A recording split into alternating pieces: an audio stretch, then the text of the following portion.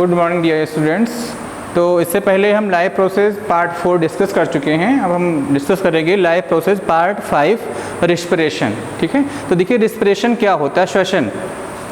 जीवधारियों के अंदर जो सेल्स होती हैं उसमें जो भोजन पहुंचता है, ठीक है, और जब भोजन का उस भोजन का जैविक ऑक्सीकरण होता है ऑक्सीजन की उपस्थिति में, तो इस क्रिया को क्या बोलते हैं हम, ऑक्सीडेशन रिस्पिरेशन कहते हैं। मतलब क्या है, भोजन के जैविक, कहने का मतलब क्या है कि जो फूड मटेरियल होता है ना, भोजन जो होता है जिस ग्लूकोज के रूप में होता है C6H12O6, ठीक है, जो भोजन सेल्स में हमारी पहुंचता है उसका जो जैविक ऑक्सीकरण होता है, जैविक ऑक्सीकरण जो होता है,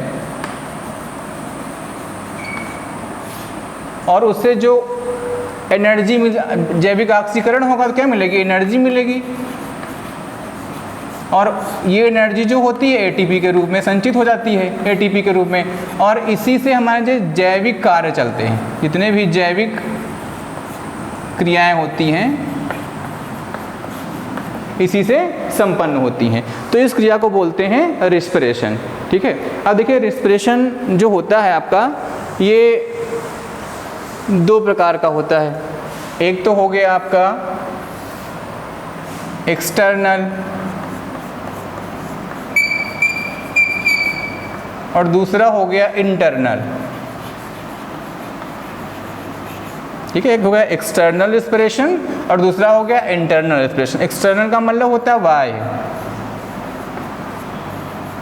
वाय श्वसन, और ये हो गया आपका आंतरिक श्वसन,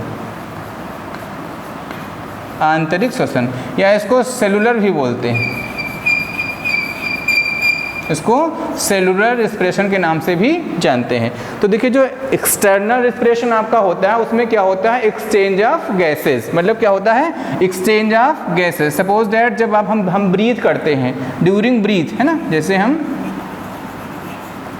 ब्रीथ करते हैं तो जब हम इन करते हैं और आउट, ब्रीथ इन, तो ब्रीथ इन में क्या होता है, एयर जाती है अंदर, क्या जाती है, एयर हमारे बॉडी के अंदर यानी लंग्स को जाती है। और जब हम ब्रीथ आउट करते हैं तो क्या होता है, एयर बाहर निकल जाती है। अब एयर जब इन होती तो क्या उसमें जाता है, ऑक्सीजन, नाइट्रोजन और कार्बन डाइऑक्साइड। जब भी हम ब्रीथ इन करते हैं, जब सांस लेते हैं तो केवल ऑक्सीजन ही हमारे बॉडी के अंदर नहीं जाती है। लोग ये समझते हैं हम सांस लेते हैं तो केवल ऑक्सीजन हमारे बॉडी के अंदर जाती है, लेकिन ऐसा नहीं है। जब हम ब्रीथ इन करते हैं तो सारी गैसें, चाहे कार्बन डाइऑक्साइड हो, चाहे नाइट्रोजन हो, चाहे ऑक्सीजन हो, ये सारी गैसें हमारी बॉडी के अंदर जाती हैं। और जैसे ही हम ब्रीथ आउट करते हैं तो ये सारी गैसें निकलती भी हैं, उनका रेशियो देखते हैं। जैसे कार्बन ऑक्सीजन है ये 21% जब हम ब्रीथ इन करते हैं अप्रॉक्सीमेट होती है, नाइट्रोजन 78% होता है और कार्बन डाइऑक्साइड 0.03% होता है। ये होता है रेशियो जब हम ब्रीथ इन करते हैं। और जैसे ही हम ब्रीथ आउट करते हैं उसका रेशियो देखते हैं क्या होता है, ऑक्सीजन अप्रॉक्सीमेट 16% रह जाती है, मतलब ऑक्सीजन भी बाहर जाती है। नाइट्रोजन का सेम परसेंटेज रहता है 78% और कार्बन डाइऑक्साइड 0.04% के अप्रॉक्सीमेट रह जाती है। ठीक है, तो इस प्रकार से ये हमारा वाय यानी कि एक्सटर्नल रिस्पिरेशन इस तरीके से होता है। अब हम बात करते हैं इंटरनल रिस्पिरेशन की। इंटरनल जो रिस्पिरेशन उसको हम सेलुलर रिस्पिरेशन के नाम से भी जानते हैं। ये मुख्य रूप से दो प्रकार का होता है, जिसको बोलते हैं एनारोबिक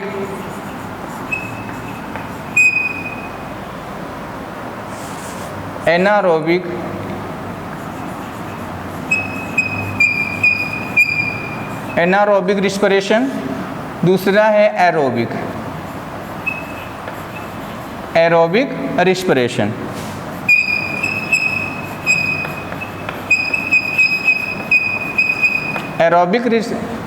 एरोबिक रिस्पिरेशन,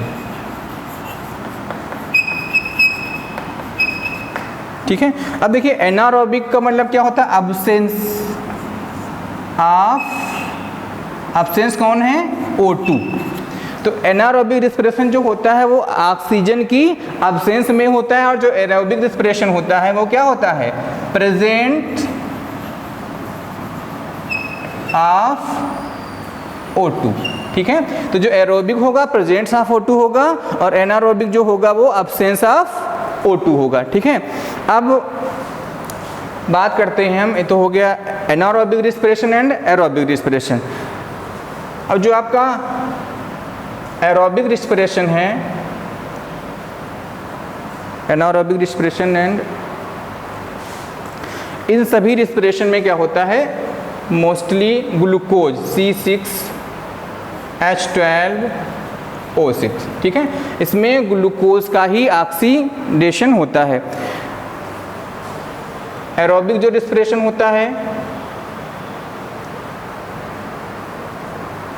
एक मिनट, एनारोबिक हो गया, एरोबिक हो गया, एब्सेंस ऑफ O2 हो गया, और ये हो गया प्रेजेंस ऑफ O2 में होता है। इसमें क्या होता है, एनारोबिक में जो कम एनर्जी प्रोड्यूस होती है और एरोबिक में ज़्यादा एनर्जी प्रोड्यूस होती है। किसमें, एनारोबिक में। दोनों ही कंडीशन में दो मैकेनिज्म होती है, ग्लाइकोलिसिस, ग्लाइकोलिसिस, ठीक है। तो चाहे एरोबिक रिस्पिरेशन हो या आपका एनारोबिक रिस्पिरेशन हो, दोनों में ही एक मैकेनिज्म होती है ग्लाइकोलिसिस, ठीक है, वो दोनों में होगी। और इस समय क्या होगा, ग्लूकोज से क्या बनेगा आपका पाइरुवेट,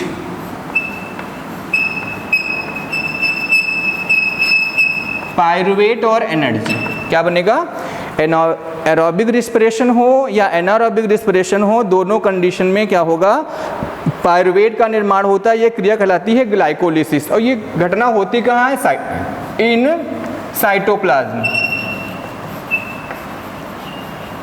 इन साइटोप्लाज्म, यानी कि सेल के अंदर। देखिए साइटोप्लाज्म क्या होता है, देखिए ये आपकी सेल हो गई, ये आपकी सेल, ये न्यूक्लियस है, जो ये आपका पूरा यहाँ पे मटेरियल भरा होता है, इसको बोलते हैं साइटोप्लाज्म। साइटोप्लाज्म, इस पूरे एरिया को साइटोप्लाज्म बोलते हैं, ठीक है। तो ये कहाँ होती है, जो ग्लाइकोलिसिस होती है वो साइटोप्लाज्म में होती है। एरोबिक रिस्पिरेशन हो या एनारोबिक रिस्पिरेशन हो, दोनों में पाइरुवेट और एनर्जी का फॉर्मेशन होता है, ठीक है।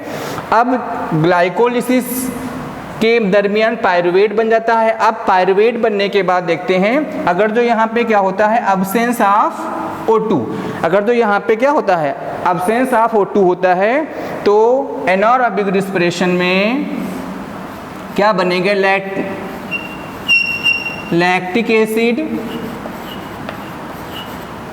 और दूसरा प्रोडक्ट बनता है आपका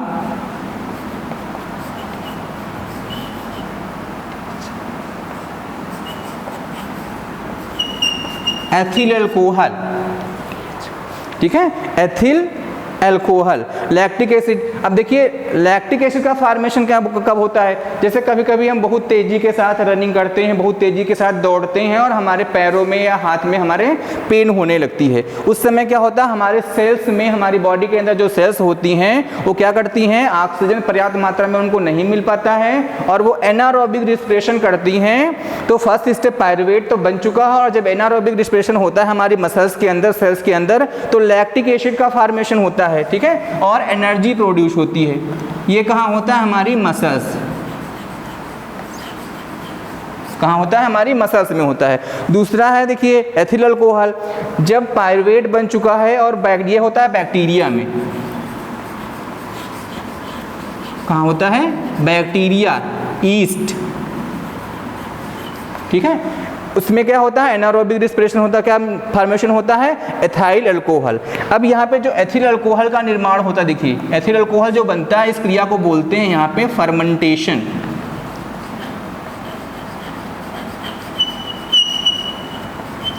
क्या होता है, फर्मेंटेशन कहते हैं इस क्रिया को, और अल्कोहल का निर्माण होता है, ठीक है। अब इसके बाद में हम बात करते हैं एरोबिक रिस्पिरेशन की। तो देखिए एरोबिक रिस्पिरेशन में देखो एक स्टेप तो आपको मैंने बता दिया कि ग्लाइकोलिसिस के थ्रू क्या बन गया था आपका, पाइरुवेट प्लस एनर्जी बन चुकी थी आपकी पहले ही। और जब एरोबिक रिस्पिरेशन होता है, इसके साथ में क्या होगा, कंबाइन हो जाएगी O2, तो ये क्या बन जाएगा, यहाँ से कार्बन डाइऑक्साइड, वाटर और एनर्जी, कि क्या बन जाएगी, एनर्जी बन जाएगी। और ये एनर्जी जो होगी बाद में एटीपी के रूप में संचित हो जाएगी, जो हमारी विभिन्न प्रकार की जैविक क्रियाओं को करने में सहायता प्रदान करेगी। ठीक है, तो ये तो हो गया हमारा रिस्पिरेशन हो गया, इंटरनल और एक्सटर्नल हो गया, एरोबिक और एनारोबिक हो गया। अब हम जल्दी से समझते हैं रिस्पिरेटरी सिस्टम। रिस्पिरेटरी सिस्टम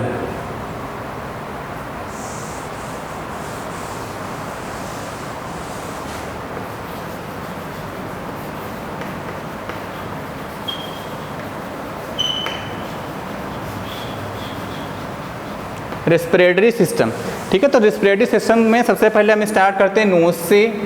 एनो, ऐसी नोज, नासिका बोलते हैं। दूसरा है आपका नोज के बाद हम आ जाएंगे PHRYNX फेरेंक्स। तीसरा है LARYNX लैरेंक्स। फोर्थ है आपका ट्रैकिया।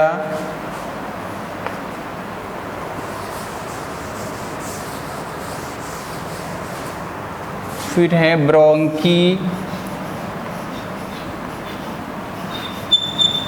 उसके बाद में 6 नंबर पे ब्रोंकियोज।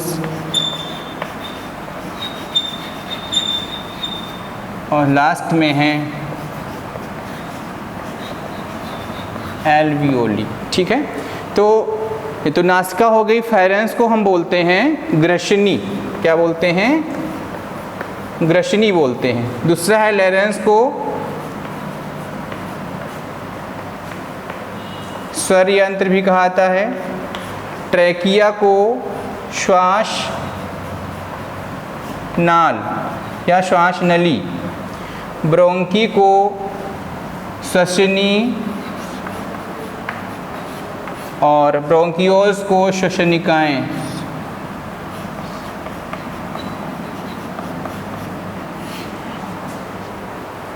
एल्वियोलाई को कूपिका। ठीक है, ये तो हो गए हमारे रेस्पिरेटरी सिस्टम के पार्ट। अब इसके बारे में डिस्कस करते हैं। देखिए, सबसे पहले क्या होता है कि जैसे हम सांस लेते हैं तो एयर जो होती है वो हमारे नेसल पैसेज से होती हुई यहाँ से, देखिए O2 एयर जा रही है अंदर, तो यहाँ नेसल पैसेज ये पूरा है, यहाँ से होते हुए जैसे अंदर पहुँचेगी तो यहाँ पे नेसल पैसेज में क्या होते हैं, यहाँ पे नेसल पैसेज में हेयर लाइक स्ट्रक्चर, बाल होते हैं और म्यूकस होता है। तो ये बाल होते हैं वो बड़े बड़े डस्ट पार्टिकल को रोकते हैं, और जो स्मॉल डस्ट पार्टिकल होते हैं जो नासिका की वास होती है जिसमें म्यूकस होता है। ठीक है, तो म्यूकस क्या करता है, उस डस्ट पार्टिकल को चिपका लेता है, जिससे कि डस्ट पार्टिकल हमारे रेस्पिरेटरी सिस्टम के अंदर नहीं पहुँच पाते हैं। जैसे ही एयर अंदर इंटर करती हुई जैसे हमारे फेरेंक्स यानी ग्रसनी में पहुँचती है, तो ग्रसनी एक ऐसा पार्ट होता है जहाँ पर फूड और एयर दोनों साथ साथ होते हैं, दोनों का एक ही क्षेत्र होता है। यहाँ पे कोई एक ऐसी नली कह सकते हैं कि जहाँ पे फूड और विंड दोनों एक साथ साथ में होते हैं। जैसे ही ग्रसनी से हम थोड़ा सा नीचे की ओर बढ़ते हैं, इसको हम बोलते हैं लैरेंक्स, इसको स्वर बाक्स भी कहते हैं। और यहाँ पर एक ढक्कन या कह सकते हैं एक वाल टाइप का स्ट्रक्चर ढक्कन जैसा होता है, जो हमारी श्वास नाल को और भोजन नाल दोनों को अलग अलग करता है। यहाँ पर एक ढक्कन होता है जिसको ग्लॉटिक्स बोलते हैं, और ये जो ढक्कन होता है भोजन नाल और श्वास नाल के बीच में डिफरेंस रखता है, जिससे भोजन किसी भी कंडीशन में श्वास नाल के अंदर ना जाने पर। यदि कभी भी ऐसा होता है कि वो भोजन का छोटा भी टुकड़ा श्वास नाल के अंदर यानी कि ट्रैकिया के अंदर गलती से भी एंट्री हो जाता है तो मनुष्य की मोस्टली डेथ हो जाती है। ठीक है, तो इसका भी आपको ध्यान रखना है। फिर इस ग्रसनी के बाद आपका देखिए लैरेंक्स में एयर आ गई, लैरेंक्स के बाद में ट्रैकिया यानी कि श्वास नाल। अब जो श्वास नाल देखिए यहाँ से जो आपकी ग्रसनी हो गई, लैरेंक्स हो गया और ट्रैकिया हो गई, इसमें एक कार्टिलेज के बने हुए रिंग होते हैं, रिंग ऑफ कार्टिलेज होते हैं। ये क्या करते हैं, इस पाइप को कोलैप्स होने से बचाते हैं। कोलैप्स का मतलब होता है कभी गलती से आप लेटे हैं, सो जाएं तो कोलैप्स हो जाएगी, तो एयर एंट्री होना बंद हो जाएगी, जिससे आपकी डेथ हो सकती है। तो ये बोन ऑफ कार्टिलेज के बने होते हैं। तो ये स्वर जो आपकी फेरेंक्स है, लैरेंक्स है या ट्रेकिया है, और ट्रेकिया जो आगे फर्दर दो भाग में डिवाइड हो जाती है, जिसको हम बोलते हैं ब्रोंकी। क्या बोलते हैं, ब्रोंकी। ब्रोंकी, दोनों ब्रोंकी जो होती है दोनों हमारे लंग्स में पहुंच जाती है, और लंग्स में फिर से ब्रोंकी जो होती है वो फर्दर डिवाइड हो जाती है। ब्रोंकी जो ये है आपकी ब्रोंकी, ये क्या होती है, फर्दर डिवाइड हो जाती है और डिवाइड होने के बाद ये फिर बारंबार डिवाइड होके निर्माण करती है ब्रोंकियोल्स का, और लास्ट में जो ब्रोंकियोल्स हैं वो फिर से डिवाइड होके कूपिकाओं का फॉर्मेशन करते हैं। कहने का मतलब क्या है, सपोज दैट ऊपर से लंग्स के अंदर एंट्री करती, देखिए यहाँ से, तो अगर जो एक की हम बात करते हैं कि ये ब्रोंकी है, ब्रोंकियोल्स, और ये लास्ट में जब डिवाइड होके ये ट्यूब लाइक स्ट्रक्चर या बैलून लाइक स्ट्रक्चर का फॉर्मेशन करते हैं तो इनको हम बोलेंगे कूपिका। क्या बोलेंगे, कूपिका बोलेंगे, और ये कहलाएगी हमारी श्वसनिकाएं, ये हो जाएगी हमारी श्वसनी। तो जो कूपिका लास्ट स्ट्रक्चर जो होता है, बैग लाइक स्ट्रक्चर जो हमारा कूपिका है, अब यहाँ पे क्या होता है, जैसे ही हम एयर इन करते हैं, ब्रीथ इन करते हैं, तो एयर सीधे हमारे नेसल पैसेज से होती हुई हमारे लंग्स के अंदर कहाँ पहुँच जाती है, कूपिकाओं तक पहुँच जाती है। कूपिका क्या है, बैलून लाइक स्ट्रक्चर होता है, इसके चारों तरफ ब्लड वेसल्स लगी होती हैं। अब ये ब्लड वेसल्स क्या होती है, यहाँ पर high concentration to low concentration, मतलब क्या होता है, डिफ्यूजन के द्वारा यहाँ कूपिकाओं में गैसों का एक्सचेंज होता है। यानी कि जहाँ पे हाई कंसंट्रेशन से लो कंसंट्रेशन की तरफ क्या होता है, गैसों का एक्सचेंज होता है, जिससे कार्बन डाइऑक्साइड जो हमारे बॉडी के अंदर है वो बाहर निकल जाती है, और बाहर जब हम सांस लेते हैं उसकी जो ऑक्सीजन होती है वो हमारी बॉडी के अंदर पहुँच जाती है। इस प्रकार से जो ऑक्सीजन है वो कंबाइन हो जाती है हीमोग्लोबिन के साथ में और पूरे बॉडी पार्ट में सर्कुलेट कर दी जाती है। ठीक है, तो इस प्रकार से यहाँ पर ये रेस्पिरेटरी सिस्टम पूरा आपका समाप्त होता है। एक बार फिर से देख लेते हैं कि नेसल पैसेज से एयर होती हुई ग्रसनी तक पहुँचती, फेरेंक्स तक। फेरेंक्स एक ऐसा पार्ट है जहाँ पर विंड और फूड पाइप एक ही जगह पे होते हैं। उसके बाद में स्वरयंत्र, यहाँ पे एक ढक्कन लगा होता है जो फूड पाइप को विंड पाइप से अलग करता है। इसके बाद एयर हमारी पहुँचती है श्वास लाने यानी कि ट्रेकिया में। ट्रेकिया आगे चलकर दो भागों में डिवाइड हो जाती है जिसको हम ब्रोंकी बोलते हैं। ये दोनों दो पार्ट जो होते हैं ये आपके एंट्री कर जाते हैं लंग्स में, और ये फर्दर डिवाइड होकर श्वसनी और श्वसनिकाओं लास्ट में एल्यूविलाई या कूपिकाओं का निर्माण करते हैं। एल्यूविलाई लास्ट स्टेज होती है जहाँ पर एयर नोज से एंट्री करने के बाद एल्यूविलाई तक पहुँचती है और वहाँ पर गैस का आपस में एक्सचेंज हो जाता है।